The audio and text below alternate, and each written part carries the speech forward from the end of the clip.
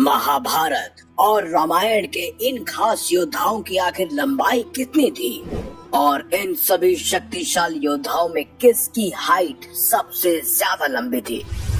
आप देख रहे हैं मिस्टीरियस हिंदू। तो चलिए अब करते हैं ज्ञान की बात। वीडियो में आगे बढ़ने से पहले हमारे चैनल को सब्सक्राइब अवश्य करें और बेल आइकन जरूर दबाएं ताकि ऐसी ही खास जरूरी जानकारी आपको हमेशा प्राप्त होती रहे। और साथ ही कमेंट बॉक्स में जय श्री हरि विष्णु अवश्य लिखिएगा। हमारे प्राचीन शास्त्रों में 4 युगों का वर्णन मिलता है, सतयुग, त्रेता युग, द्वापर युग और कलयुग। ऐसा माना जाता है कि सतयुग 16,28,000 वर्षों तक का था, जिसमें से एक सामान्य व्यक्ति 1,00,000 साल तक जी सकता था और अपनी इच्छा के अनुसार मर भी सकता था।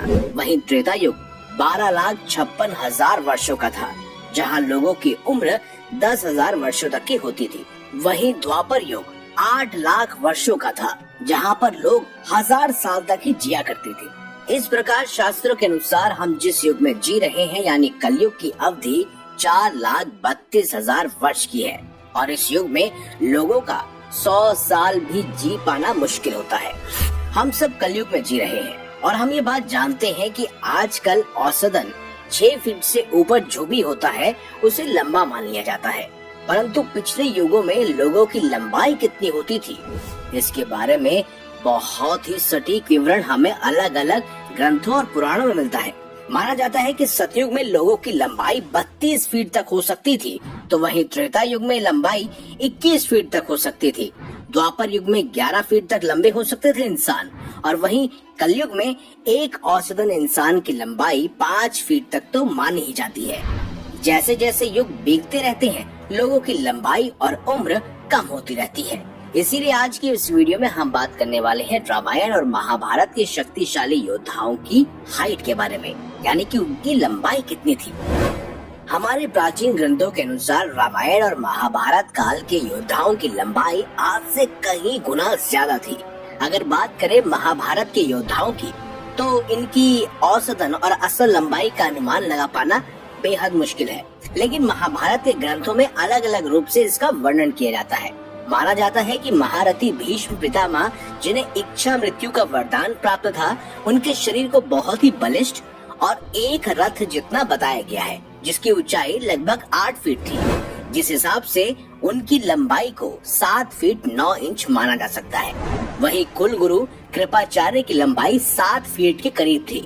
गुरु द्रोणाचार्य के शरीर और ज्ञान के बल को कृपाचार्य जितना ही बताया गया है, जिस अनुमान से उनकी भी लंबाई 7 फीट रही होगी। और उनके शिष्य और श्रेष्ठ धनुधारी अर्जुन 7 फीट 2 इंच के थे। वहीं पांडवों में सबसे बड़े युधिष्ठिर की भी लंबाई 7 फीट 2 इंच की थी, जबकि नकुल और सहदेव को 7 फीट का दर्शाया गया है। ये बात तो हम सब जानते हैं कि भीम में 10,000 हाथियों का बल था, परंतु क्या आप जानते हैं कि महाबली भीम की लंबाई कितनी थी?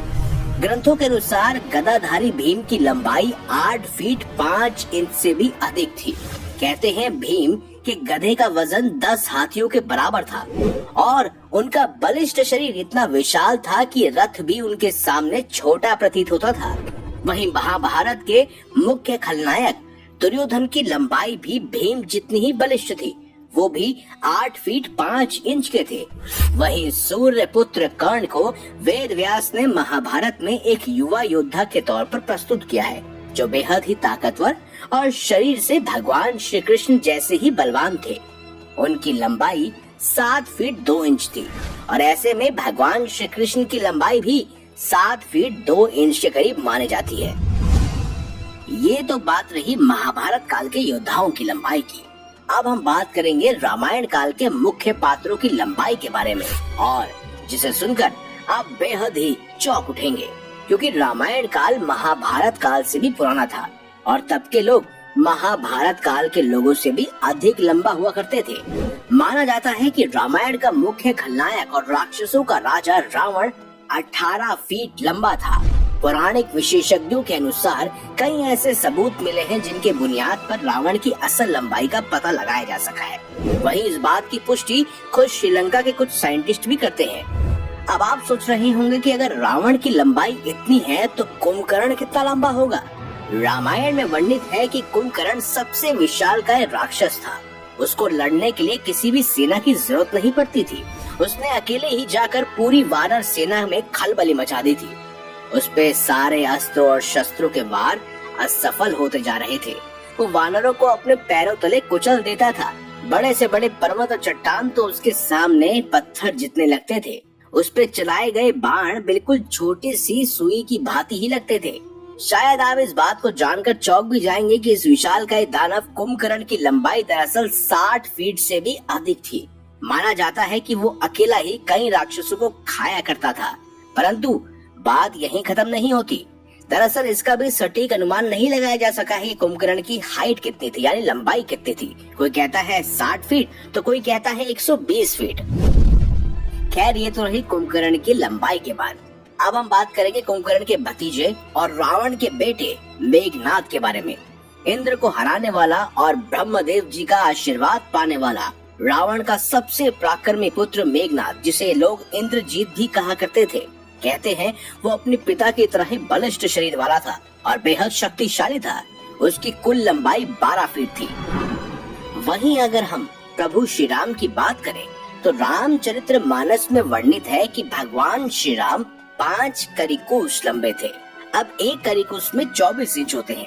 इस हिसाब से 5 करिकुश यानी कि 120 इंच, यानी कि कुल मिलाकर 10 फीट। जी हाँ, भगवान श्री राम की लंबाई 10 फीट से अधिक ही थी। वहीं लक्ष्मण जी भी उनके भाई बिल्कुल उनके जैसे ही थे, तो इसीलिए उनकी हाइट, उनकी लंबाई भी बिल्कुल 10 फीट के करीब ही थी।